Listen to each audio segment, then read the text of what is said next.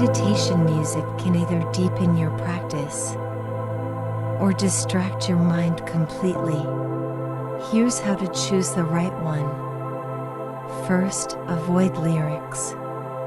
Your brain will automatically start listening to the words. Second, skip anything with a beat. It activates movement instead of stillness. Third, pick a slow, consistent sound that doesn't change suddenly. If you want calm, use ambient pads or ocean sounds. If you need emotional release, go for soft piano or strings. For spiritual focus, try airy textures and subtle chimes.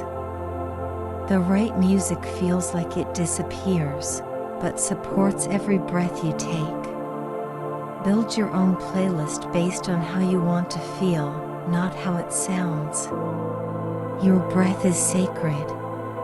Let your music protect it.